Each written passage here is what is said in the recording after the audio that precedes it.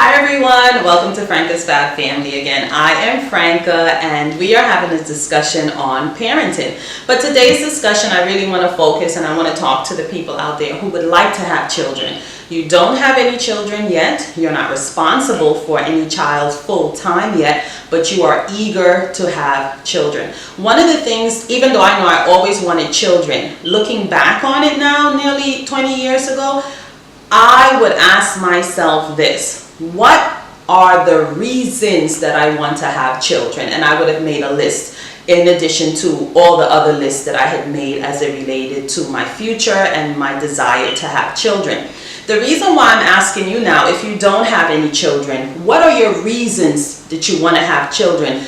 That will actually put perspective for you as to if you are going to be a committed parent or are you going to coexist with children. I find that a lot of people really coexist with children. Like, you have children in the house, but the children are in this time, playing the games, on the phone, on social media. They're doing everything else but really spending time or raising the child. I like to say that children, we don't raise children. We're raising adults. We are raising future adults because the child is continuously growing. And in a matter of time, you spend most of your lifetime in your adult years. So what happens in the child years? And one of the things that I've come to realize, as even with adults, many of those beginning years were wasted. They were really, really wasted. Only a few parents really take the time to instill so many values and so many lessons and everything that you know as a parent into the child. So I want to ask you, what are your reasons? Why do you want a child? Some people want to have a child, for example, their parents are ready to become grandparents. That's not a good reason for you to take on the job or the responsibility of bringing a person into the world. You want to have a child so your parents can become grandparents. Unfortunately, what if they pass away? Who is going to take care of the child? The child is your responsibility. So giving your parents a child is not a good enough reason for you to have children.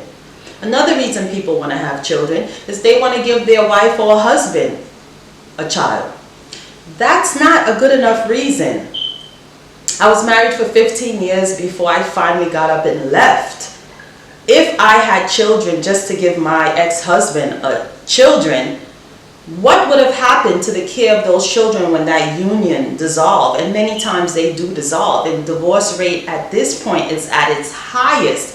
So what is supposed to happen to the care of the children then? What I realize is when the focus of having children is not primarily on the care of the children, you and the children more than likely will suffer. And the reason why having children and being a parent is not for the faint of heart. People really don't understand the level of commitment and resources that you need in order to really successfully raise children. I tell people all the time, children must be the top priority in your life if you have children.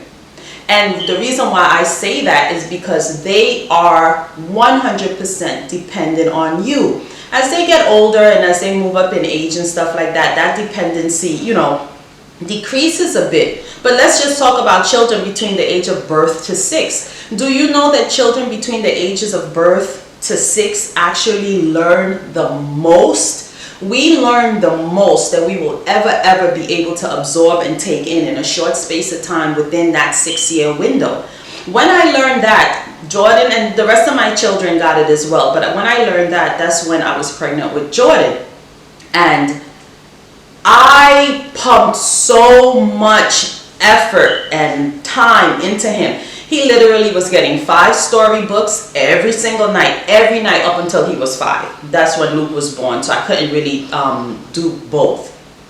Then he got activity books. Jordan got flashcards. By the time Jordan was 2.5, Jordan started reading back to me. Like literally reading back to me because of the time and effort that was put into him. And what I find is that when you don't prioritize children as the number one source, literally, when you have children, you are supposed to be getting up and earning money for the care of that child. When you have children and you get up and you work out and you cook or you do anything that, it's great for your sustainability, it's really your sustainability for you to care for the child.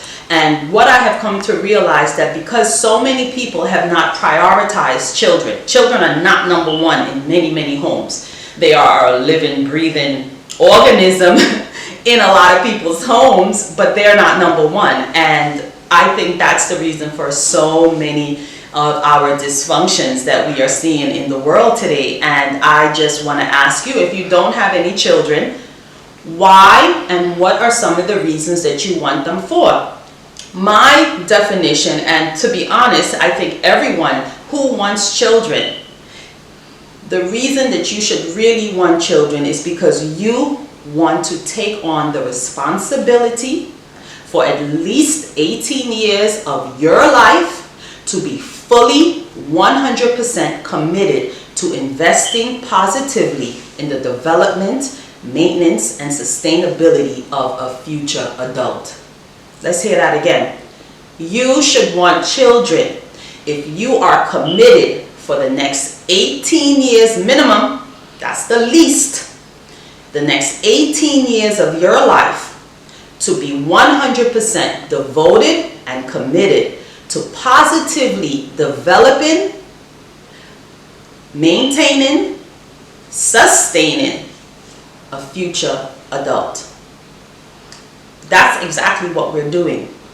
We are taking on the charge of infecting, encouraging, developing, doing everything that we need to do for this human being. We're just not babysitting. Another reason I hear people say they want a child, because they're so cute, they smell, really? They smell so wonderful. It's that wonderful amniotic fluid that they first come out of. That's what you're smelling, that wonderful baby smell. That wears off. Oh, they're so cute. They're so cuddly. They get big. They don't stay like that. That early stage, they don't stay like that. And I want to let you know, to be honest, of all four of my children, those first couple months, you, the parent, don't even get to really enjoy the baby. Fully enjoy the baby the way you would enjoy someone else's baby, especially if you're the woman. You know why? Because your body is recovering. Your body just birthed another human being into the planet. Your body is trying to shift back into not being pregnant. So those first couple months, your mind is cloudy. If you put on a lot of weight or if certain things happen in your body, I had 3 C-sections. So you go through so many changes and no one really tells you about that. When you have to wake up every single night, if you're breastfeeding and breastfeed the baby, it is so demanding. It is so rewarding at the same time, but it is very, very demanding. And I think people don't really have a realistic expectation on what it means to have children. I see people with 1 child and a husband struggling. And the reason why I know that they're struggling is because the child is not the priority. The child is not the reason as to why you're doing what you're doing. And all of us, the majority of us adults in the planet today have been raised in a very dysfunctional or unfulfilling way, one way or another. One way or another. So what are we going to do to the next generation? Just make it worse? I see people love to say, let children do what they want, they're their own person. No. If you decided to become a parent, if you got pregnant willfully, accidentally, God forbid, forcefully, whatever, and you've decided to take on the charge of raising and being responsible for these little people, I am telling you, unless you prioritize the child, unless the child or children become number one in your home, you and the child is going to suffer, because the emotional, financial, psychological, and development that the child needs, the support that the children or child needs, If you are not committed to that job as being the reason why you do everything else in your life, more than likely you're going to suffer and the child is going to suffer. Because when the challenges of the growth and the development of that child start to take place, in addition to all the demands of life, your head is going to spin. Train the child in how to live and maintain the home. It gets better, but you are actually training a future adult. I have watched people say, oh, just go. I could do it myself. I could cook faster if you're not here. I could clean faster if you're not here. How will the child learn? So yes, it might take you an hour to cook, to make a sandwich, to do something. But how will the child learn? I remember seeing this lady, the child was 5 at the time, and she would not let the child hold a breakable cup. And at that time, my kids were around or whatever, and she would not. She would, no. And I said, teach her how to hold a glass. Teach her. I said, I have 4 children. It is our responsibility to build up children so they can sustain their own life in future adult life. There are so many adults walking around and they don't know how to manage their finances. They don't know how to take care of their health. There are grown men and women walking around, don't even know how to wipe themselves properly. These are unacceptable behaviors for adults. So as an adult, you have no more excuse, but what do you do when you're not raising your child? You're not to have children to sit and watch TV while they run around and just be about themselves. They are empty. They have a default personality, yes, but the tools and skills that they need to live here and successfully grow here must be taught to them constantly. Did anyone ever tell you when you have children, you will say the same thing over and over and over and over and over and over and over? Like sometimes I'm like, am I still saying this? To the point, I know in the Caribbean, we let our children write lines. Because clearly, if I have to tell you, please do not let the water run 100 times. Every time you pass, you let the water run, you walk out of the room, you let the water run. Thank God my kids don't do that, but I know of people that do that. First of all, you're wasting resources. Everything in my house is a constant learning all the time. Jordan used to say to me, he felt like we're always learning something. What else are we doing here on the planet? We're working and learning, working and learning. Working and learning. And the more you learn and the more you work, you can actually even work towards learning life. So if you want to become a parent, having a cute baby, having a baby for someone else, having a baby to trap someone, because men and women do that, those are not good enough reasons to have children. They require too much effort. So if your intention is nothing or is anything but you want to be part, you want to invest, you want to take on the full-time job for the next 18 years where you're not going to get paid, to instill, to protect, to help develop, maintain and sustain a future adult in all categories of life, you might want to really get on Google and research what it takes to raise a child. It is not for the faint of heart. And if it's a job that you are not going to be 100% committed to, if you don't have children yet, I would really, really want to encourage you to reevaluate that goal, because there are too many dysfunctional adults on the planet. Too many. And the reason why is because in childhood, Many of them were not taught the lessons that they should have been taught. Many of them were not given the love and the support that they should have been given. I had my own gaps, but I realized when I became an adult, I could no longer blame my parents. I had to fill in the gap. So, I want to tell you, being a parent is the most rewarding job that you will have, if that's the job that you want. Because when the trials of the child and the trials of life start, you are constantly reminded that I wanted to do this. I wanted to do this job. So when you see them growing, when you see all that you have put in them start to flourish and they representing that great life, you're helping them develop a great life for themselves.